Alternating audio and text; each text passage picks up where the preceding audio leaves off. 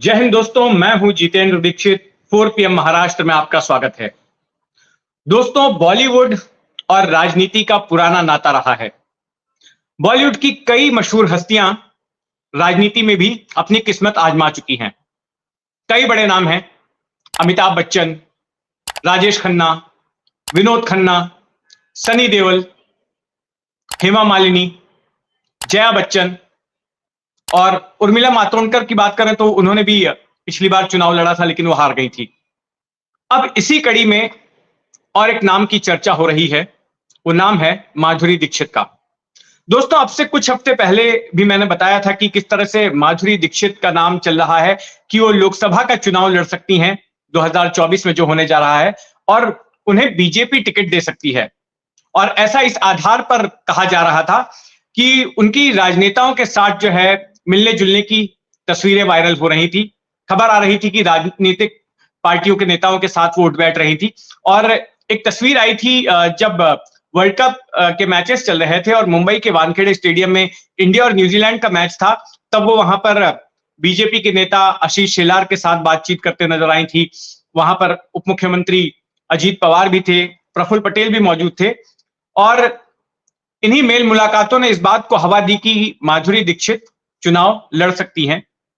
लेकिन यह तय नहीं था कि आखिर किस सीट से वो चुनाव लड़ेंगी, क्योंकि बीजेपी की तरफ से ना तो अभी तक इस बात की पुष्टि हुई है कि माधुरी को वो टिकट देगी, और ना ही इस बात की पुष्टि हुई है कि वो किस सीट से टिकट देगी।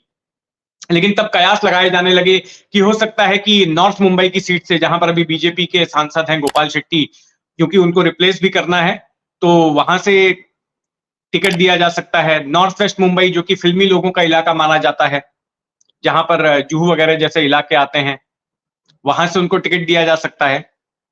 लेकिन अब जो ताजा चर्चा है वो ये है कि माधुरी दीक्षित नॉर्थ सेंट्रल मुंबई की सीट से चुनाव लड़ सकती हैं, उत्तर मध्य मुंबई की सीट से।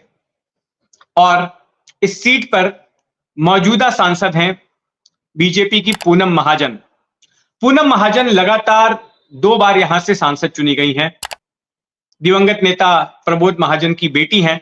2014 में पहली बार इन्हें लोकसभा का टिकट मिला था, ये चुनाव जीती थी, और उसके बाद 2019 में इन्होंने फिर से जीत रिपीट की। लेकिन अब जिस तरह की रणनीति बनाई जा रही है, जो खबरें आ रही हैं, हाल ही में नागपुर में एक बैठक हुई थी जिसमें कि केंद्रीय संगठन से विनोद तावड़े थे, फिर यहां से देवेंद्र फडणवीस, सुधीर मुनगंटीवार और बाकी के जो महाराष्ट्र के बड़े बीजेपी नेता थे, उनकी बैठक हुई थी आने वाले लोकसभा चुनाव के लिए रणनीति बनाने की खातिर। और उससे यह खबर निकल कर आई कि कई नए चेहरों को जो है टिकट दिया जाने वाला है। कई पुराने लोग हैं जिन्हें कि घर बिठाया जा सकता है, जिनको संगठन में काम दिया जा सकता है। लेकिन कई नए चेहरे, जिनमें कि लोकसभा के टिकट जो है ऐसे लोगों को दिए जाएंगे जो कि फिलहाल राज्य की राजनीति में सक्रिय हैं, जो या तो विधायक हैं या मौजूदा सरकार में मंत्री हैं। इसके अलावा कुछ केंद्रीय मंत्रियों को भी महाराष्ट्र में लोकसभा का चुनाव लड़वाया जा सकता है। उसमें से पीयूष गोयल का एक नाम है। निर्मला सीतारमण के नाम की भी चर्चा हुई थी। हालांकि ये सब कयास ही है, अब तक आधिकारिक तौर पर कोई मुहर नहीं लगी है। अभी 2-3 मीटिंग्स का सिलसिला और चलने वाला है। तो इसी बीच ये माधुरी दीक्षित का नाम चर्चा में आ गया है। अब माधुरी दीक्षित का नाम इसलिए चर्चा में आया है क्योंकि मुंबई का असल्फा इलाका है, जो कि इसी north central Mumbai Lok Sabha seat के इलाके में पड़ता है। वहां पर एक धार्मिक मंडली ने एक बोर्ड लगा दिया और उस बोर्ड में माधुरी दीक्षित की तस्वीर लगाई और ये कहा कि भक्तों का माधुरी दीक्षित की ओर से स्वागत है। अब इस बात की पुष्टि नहीं हुई है, माधुरी दीक्षित की ओर से भी कुछ नहीं कहा गया कि क्या माधुरी दीक्षित ने इस तरह के बोर्ड लगाने की सहमति दी और इस मंडल के साथ में किस तरह के संबंध है माधुरी दीक्षित के। लेकिन इससे ये इस बात को हवा मिली है कि माधुरी दीक्षित उस इलाके में अब अपना जनाधार बढ़ाने की शुरुआत कर रही हैं। ये एक बिल्डअप हो रहा है कि अगर जब माधुरी वहां पर बतौर उम्मीदवार खड़ी होंगी बीजेपी की, तो लोगों से जुड़ने के लिए, वहां की तमाम सामाजिक संस्थाओं के साथ तालमेल बनाने के लिए उसके एक प्रयास के शुरुआत के तौर पर इसको देखा जा रहा है। हालांकि माधुरी दीक्षित की तरफ से अब तक इस बारे में आधिकारिक तौर पर कुछ भी नहीं बताया गया। 90 के दशक की बड़ी ही लोकप्रिय अभिनेत्री रही है, ये कहें कि टॉप की अभिनेत्री थी 90 के दशक में। और उन्हीं के इस ग्लैमर को भुनाने की तैयारी में है बीजेपी कि कोई अगर प्रभावशाली स्टार अगर बतौर उम्मीदवार खड़ा होता है तो लोग उसके चाहने वाले, उसकी चाहत में लोग उस पार्टी को वोट देते हैं। और यही एक फंडा रहा है तमाम राजनीतिक पार्टियों का, फिल्मी सितारों को साथ में लेने के लिए कि उनके ग्लैमर को भुनाया जाए, उनके प्रभाव को भुनाया जाए। माधुरी दीक्षित मराठी भी हैं, इस इलाके में बड़े पैमाने पर मराठी भाषी भी हैं। और सबसे अहम बात कि माधुरी दीक्षित जब एक बड़ा नाम नहीं बनी थी, उसके पहले माधुरी दीक्षित इसी इलाके में रहती थी 80 के दशक में, और पास के ही इलाके में विले पार्ले में वो कॉलेज में पढ़ाई करने जाती थी। अपने घर से कॉलेज वो बस में सफर करके जाती थी। तो एक तरह से वो कनेक्ट भी जोड़ सकती हैं स्थानीय लोगों के साथ में कि मैं तो आप ही के बीच में पली बड़ी हूं। माधुरी दीक्षित के अलावा जो दूसरा नाम चर्चा में है वो है कंगना रनौत का। हाल ही में कंगना रनौत की बीजेपी अध्यक्ष जेपी नड्डा से मुलाकात हुई। कंगना रनौत के माता पिता भी थे साथ में, और उस मुलाकात के बाद में उनके पिता ने बयान दिया कि कंगना रनौत चुनाव लड़ सकती हैं।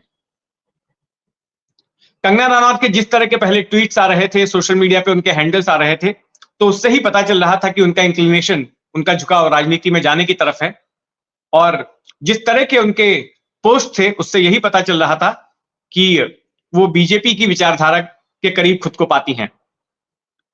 तब चर्चा 2 सीटों को लेकर हो रही है जहां से कंगना रनौत चुनाव लड़ सकती हैं। एक सीट है चंडीगढ़ की और दूसरी सीट है हिमाचल प्रदेश की, जहां से वो आती हैं, वहां की मंडी सीट। तो इन दोनों में से किसी एक सीट से कंगना रनौत को टिकट दिया जा सकता है बीजेपी की तरफ से।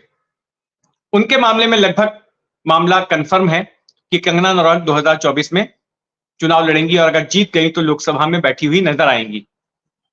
लेकिन जहां तक माधुरी दीक्षित का सवाल है, बीजेपी ने भी चुप्पी साध रखी है और माधुरी दीक्षित ने भी। तो अब यहां यह देखना होगा कि क्या वाकई में माधुरी दीक्षित पूनम महाजन का पत्ता काटेंगी।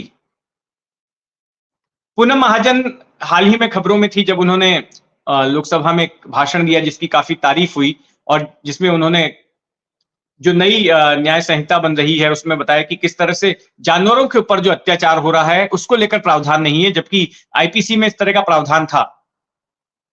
तो कुछ जो एजेंडा मेनका गांधी चलाती थी, कुछ उसी राह पर वो अपने आप को ग्रूम करने की कोशिश कर रही है, इससे ये पता चला। लेकिन अब पार्टी के कर्णधारों ने उनके बारे में क्या सोच रखा है, मुझे लगता है कि ये इसी महीने भर में साफ हो जाएगा। तो महाराष्ट्र की राजनीति में जो कुछ भी होता है उस पर हमारी नजर बनी रहेगी। आप भी अपनी नजर बनाए रखें 4 PM महाराष्ट्र पर, और अगर आपने अब तक इस चैनल को सब्सक्राइब नहीं किया है तो सब्सक्राइब कर लें, बेल आइकन दबा दें। जय हिंद।